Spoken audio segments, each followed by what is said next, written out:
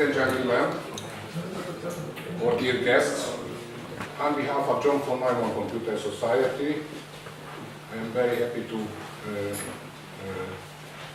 meet you here, and I hope that this 8th IT Star workshop dealing with the history of computing will be very useful and interesting and exciting for all of us who live in the past, who live in the present, and who are convinced that the future will be better because of the computers and ICT, because now information and communication technology is much better naming than computers. But in your time, not in my time, of course, we called it computers. So I greet you, and I hope this day will be very interesting. And let me introduce Mr. Albert Bíró, who is chairman of the advisory board of the National Council for Communication and Informatics. And I ask Albert to tell some words about this very important institute and connection. Thank you very much. Please. Ladies and gentlemen, distinguished guests, it's my pleasure to welcome you to the 8th IT Star workshop in the name of the National Council for Telecommunications and Informatics.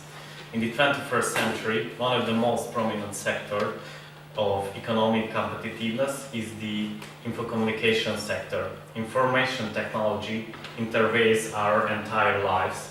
Nowadays, any industrial, agriculture or other service-related investments would be impossible without information technology or ICT innovations. If we take a look at the trends of the global market, we will reach the conclusions that the infocommunications is the sector which managed to stay on its feet in the face of economic crisis, and its development has remained undiminished. This is especially true from the aspect of the third platform, namely the mobile, cloud, or social network and big data technologies. A couple of decades ago, these concepts were entirely unknown, not only to the public, but also to professional workshops and researchers as well. These new technologies could not have come into existence if our predecessors didn't lay down the foundation of information technology. If we look at the Hungarian-related events, we need to take a big leap backwards. In the 17th or 18th century, Hungarian scientist Farkas Kempelen started to construct a keyboard-controlled voice synthesizer, which he first presented in the late 18th century. Although this machine wasn't programmable, it showed that such complete tasks as making human voices is possible to stimulate or simulate with a machine. Let us think of János Neumann, who gained outstanding merits in the local designing of electronic computers. The basic elements of it, namely the binary numeral system, memory, program storage, and command system, are known as Neumann principles. And even our modern computers are made based on these principles. Or let me mention János Kemény as rector of a college made of the use of computers compulsory at the arts and legal departments, and for this purpose and to substitute the extra computer programming, he created the basic programming language. We cannot leave out from this list András Gróf, or in Hungarian Gróf András, who was named Man of the Year in 1997 and who, as the CEO of the Intel Corporation, has multiplied the speed of microprocessors for many years. These technological innovations made possible the advent of a new era, the continuous, unceasing development of information society, and the formation of knowledge-based market. My generation already used personal computers in elementary schools, in computer studies classes, and some brands and types like Commodore or the Spectrum, sound familiar to us even today. And even though not all of us became a programmer or a specialist in information technology, we could still get closer to this special world of info communications, even if most of us got closer to it only through playing some truly entertaining computer games. For today's generation, the use of various IT devices, as well as the utilization and sharing of information, is completely conventional.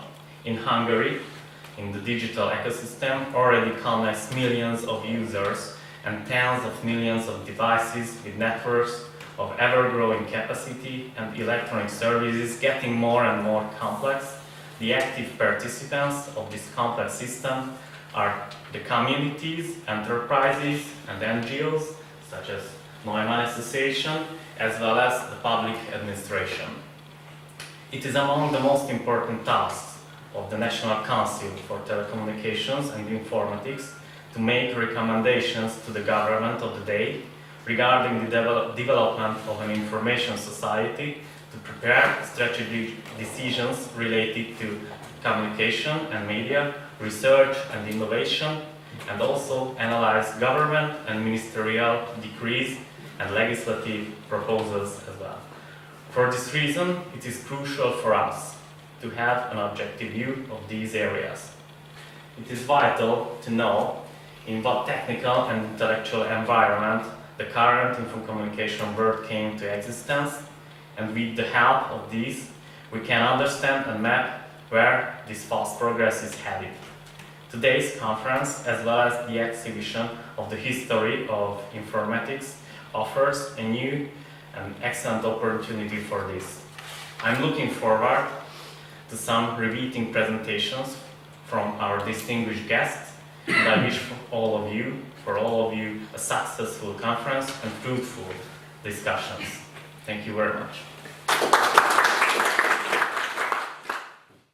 Ladies and gentlemen, I'm honored to be speaking in front of you, and I would like to welcome you along with the John von Neumann Computer Society for joining us at this important event. We have been preparing it for nearly 1 year, if not more, and I have been supported by 2 colleagues whom I would like to personally thank. That is Balint Damonki, honorary chair of the John von Neumann Computer Society, and the secretary general or managing director of that society, my good friend István Alföldi, who doesn't have to stand here as in front of me. I also take this opportunity to thank our speakers. I've been allowed for nearly 1 year over the internet. You've been receiving my communications. Now it's your turn. And without you, this conference, of course, would not have been possible. So thank you all. And before I concretely move into the more substantial part of our conference, I take this opportunity to share 2, unfortunately, sad news coming from IT Star. The first sad news is about the passing away of Veit Risha. At the initiative of 2 persons in 2001, 4 representatives of 4 member societies currently in IT Star joined us in Portugal. These were the representatives of the John von Neumann Society Hungary, of the OCG, and of ICA, the Italian Computer Society, and of course IFIP was also there. Risha was one of the representatives that was a founding member of IT Star, so I think it is appropriate to mention this here. The other sad news is about the passing of Heinz Zamenhof. It's a name that doesn't need any special introduction. He was the president of the IFIP. He was a good representative of the computer field internationally. He had many connections with our region. He is well portrayed here in your exhibition, which we will see. He is a foreign member of the Bulgarian Academy of Sciences. He was an assistant to Dorodnitsyn when Dorodnitsyn was a president. There is in your kit the last issue, which is more or less dedicated to him, and in this way we would like just to remember him. Now, with regard to the concrete part of our conference, we have tried to schedule it in 3 different areas. The first is a wide look, a wide perspective about developments. And here we will have 3 presentations. One is coming from academician Blagoslav Sendov.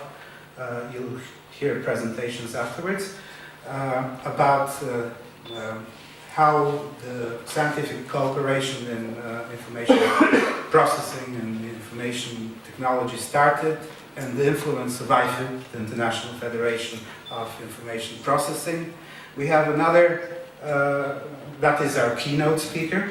We have another presentation coming from our Russian speaker here, Professor Kitov, about the USSR and the first computers there. You know that the USSR had a strong influence on this region, and he will make some connections there and talk about the first developments. And the third presentation, it's a mirror in a way. It's from Dr. Pajo from Finland, who will talk about IBM and how IBM came to that market, what it contributed, what difficulties it experienced, and how it settled and developed in the region. So that's the first part. Of course, this broader perspective is also given in the second part, and the second part is national developments. And we have a series of national developments, and we'll hear how they were very, very successful in certain areas, including on a world level. The region gave world-known names that have helped develop the science. Finally, but not lastly, we will have 2, if I may say, very interesting presentations coming from the experience and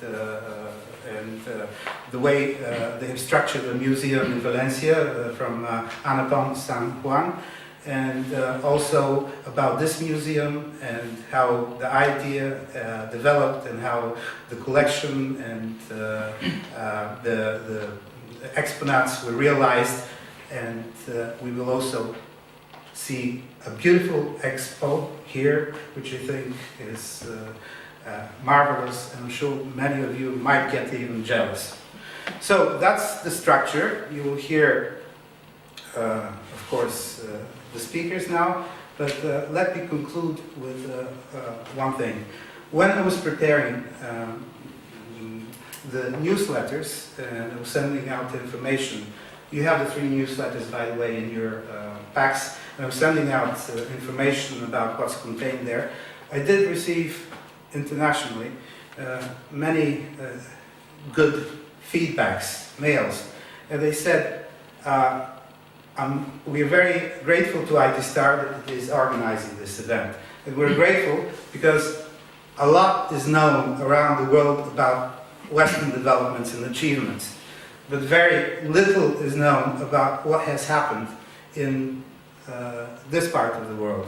And this is an excellent occasion. One of the persons who wrote to me, and that was about a month before he passed away, was actually Ryszek, Veit Ryszek. So, saying this, I would like to step down, and I'm very pleased to invite our keynote speaker, academician Blagoslav Sendov. Just a very short introduction, because you could talk for days about him.